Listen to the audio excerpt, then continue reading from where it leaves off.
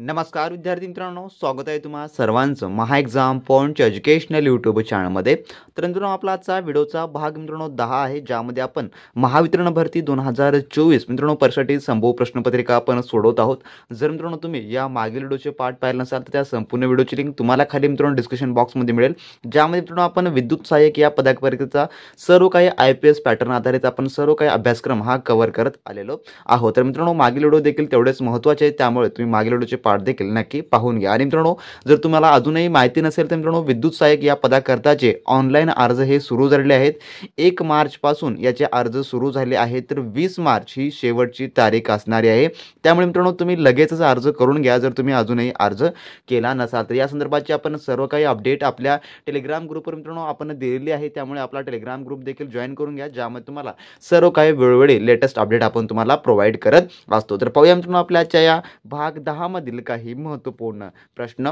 तर यामधला मित्रांनो आपला प्रश्न क्रमांक 1 असा आहे, जो की प्रश्न पहिला. टंगस्टन धातूची बारीक तार बनवता येत असल्याने त्याचा वापर लॅम्पमध्ये डॅशसाठी करतात. तर कशासाठी जो आहे तो केला जातो लॅम्पमध्ये वापर, जे की टंगस्टन धातूची बारीक तार बनवत असलेल्या. तर याचं उत्तर जे आहे मित्रांनो ते आहे ऑप्शन नंबर अ, जे की फिल्मेंट बनवण्यासाठी, जे की टंगस्टन धातूची बारीक तार जी असते जे की लॅम्पमध्ये फिल्मेंट बनवण्यासाठी वापरली जाते किंवा तयार केली जाते. त्यानंतरचा आपला पुढील प्रश्न 2 असा आहे. प्रश्न दुसरा. ट्रान्सफॉर्मरमध्ये कॉपर लॉस डॅशमुळे होतात. तर ट्रान्सफॉर्मरमध्ये, तर याचं उत्तर जे आहे ते आहे ऑप्शन नंबर अ, जे की AC व DC यामुळे जे आहे ट्रान्सफॉर्मरमध्ये कॉपर लॉस होतात. त्यानंतरचा आपला पुढील प्रश्न, जो की प्रश्न 3 असा आहे मित्रांनो. 3 फेज इंडक्शन मोटारच्या रनिंगमध्ये 1 फेज बंद झाल्यास काय होईल. तर डॅश समोर आहे, पण आपल्याला त्या ठिकाणी काय होईल असं संकेत आपल्याला दर्शवता येईल. तर याचं जे उत्तर आहे मित्रांनो ते आहे ऑप्शन नंबर क, थोड्या वेळात जळेल. थोड्या वेळामध्ये ते जळणारा असेल. 3 फेज इंडक्शन मोटारच्या रनिंगमध्ये 1 फेज बंद पडल्यास जे की थोड्या वेळात ते जळेल, असं जे याचं उत्तर होणार असेल. ऑप्शन नंबर क हे याचं उत्तर होणार असेल मित्रांनो. त्यानंतरचा आपला पुढील चौथा प्रश्न असा आहे. गॅस फिल्ड लॅम्पच्या डॅश व डॅश वायू भरतात. तर गॅस फिल्ड लॅम्पमध्ये, तर याचं उत्तर जे आहे ते आहे ऑप्शन नंबर ड, जे की ऑर्गॉन व नायट्रोजन हे जे वायू जे आहे ते भरले जातात गॅस फिल्ड लॅम्पमध्ये. ऑप्शन नंबर ड हे याचं उत्तर होणार असेल. त्यानंतरचा आपला पुढील प्रश्न, जो की प्रश्न क्रमांक 5 असा आहे मित्रांनो. इनकॅन्डिसेंट लॅम्पच्या टंगस्टन फिल्मेंटच्या विलयबिंदू डॅश आहे. तर किती आहे विलयबिंदू. तर याचं उत्तर जे आहे ते आहे ऑप्शन नंबर ड, जे की 3400 अंश सेंटीग्रेड एवढं जे आहे याचं विलयबिंदू आहे. इनकॅन्डिसेंट लॅम्पच्या टंगस्टन फिल्मेंटचा विलयबिंदू ऑप्शन नंबर ड हे याचं उत्तर होणार असेल मित्रांनो. त्यानंतरचा आपला पुढील प्रश्न साहेब, जो की प्रश्न 6 मित्रांनो. HPMV लॅम्प डॅशमुळे उभे टांगतात. तर याचं जे उत्तर आहे ते आहे ऑप्शन नंबर ब, जे की ॲर्गॉन वायू पेटून मर्क्युरी निर्माण होण्यास उशीर लागत असल्याने जे आहे जे की ते उभे टांगतात. ऑप्शन नंबर याचं ब हे याचं उत्तर होणार असेल.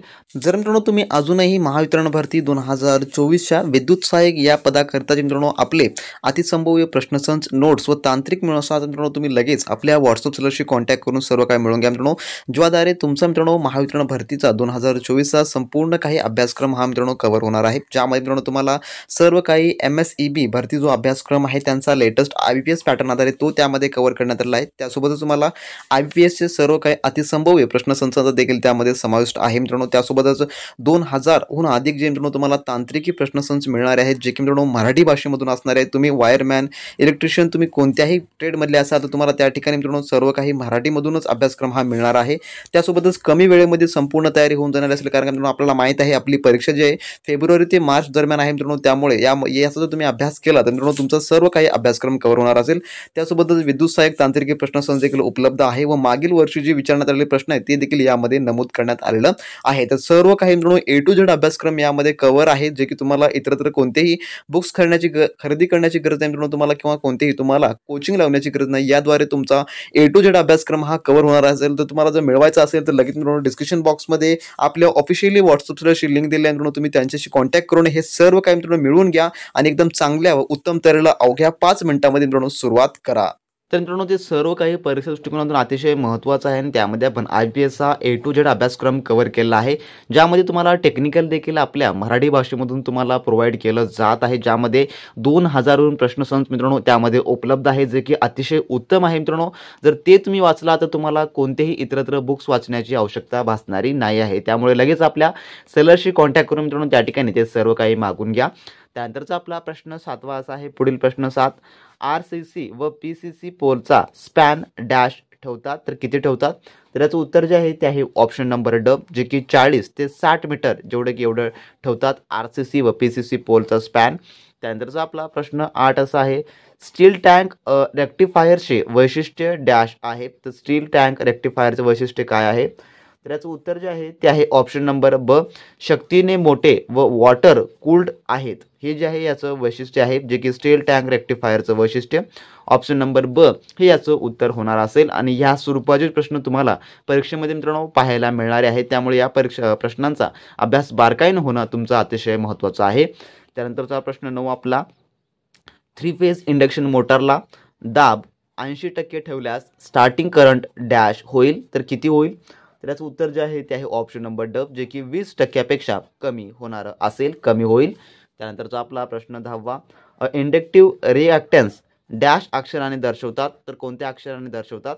तर याचं जे उत्तर आहे मित्रांनो ते आहे ऑप्शन नंबर ड, जे की एक्सेल या अक्षराने जे आहे दर्शवतात इंडक्टिव्ह जे की रिॲक्टन्स. त्यानंतरचा आपला पुढील प्रश्न जो की प्रश्न क्रमांक 11वा असा आहे. रेजिस्टन्स स्टार्टरमुळे AC फेज मोटारची गती फक्त डॅश होते तर किती होते? तर याचं उत्तर जे आहे ते आहे ऑप्शन नंबर जे की अ, मूळ वेगापेक्षा कमी होते. रेजिस्टन्स स्टार्टरमुळे AC फेज मोटारची गती. ऑप्शन नंबर अ हे याचं उत्तर होणार असेल. त्यानंतर आपला प्रश्न 12वा. रेजिस्टन्स स्टार्टरमुळे AC सिंगल फेज मोटारची गती डॅश होतो तर काय होतो? तर याचं उत्तर जे आहे ते आहे ऑप्शन नंबर ब, जे की मूळ वेगापेक्षा कमी होते, जे की रेजिस्टन्स स्टार्टरमुळे AC सिंगल फेज मोटारची गती जे की मूळ वेगापेक्षाही कमी होते. ऑप्शन ब हे याचं उत्तर होणार असेल. त्यानंतरचा आपला पुढील प्रश्न जो की प्रश्न 13वा असा आहे. DC मोटार स्टार्टर मार्फतच चालू केल्याने डॅश होते तर काय होतं? तर याचं उत्तर आहे ऑप्शन नंबर ड, म्हणजे की वरीलपैकी सर्व, ज्यामध्ये स्टार्टिंग करंट कमी करतं आणि मोटार ओव्हरलोड झाल्यास विद्युत पुरवठा करतं व लो व्होल्टेजपासून सुधारित करतो. हे सर्व जे आहे जे की DC मोटार स्टार्टर मार्फत चालू केल्याने हे सर्व काही जे की होत असतं. ऑप्शन नंबर ड हे याचं उत्तर होणार असेल. तर मित्रांनो असे हे आपल्या आजच्या भाग 10 मधील काही आपण महत्त्वपूर्ण आपण प्रश्न पाहिले आहेत. तर या प्रकारची आपली सिरीज आता इथून कंटिन्यू रेग्युलरली आपले व्हिडिओ लेक्चर येणार असतील, त्यामुळे तुम्ही आपल्या चॅनलला सबस्क्राईब करून ठेवा मित्रांनो. आणि ज्या विद्यार्थ्यांनी अजूनही आपले एक्सपेक्टेड क्वेश्चनचे टेस्ट किंवा नोट्स किंवा टेक्निकल क्वेश्चन बँक जो विद्युत सहाय्यक करता आपला स्पेशली आहे, जो तुम्ही तो मिळवणार असाल तर लगेच आपल्या व्हॉट्सअप सर्च कॉन्टॅक्ट करून मित्रांनो ते सर्व काही मिळवून घ्या.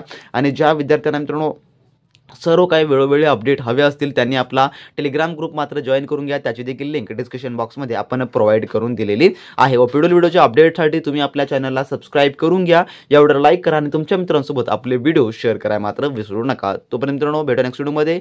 तोपर्यंत बी प्रॅक्टिस क्रॅक एक्झाम.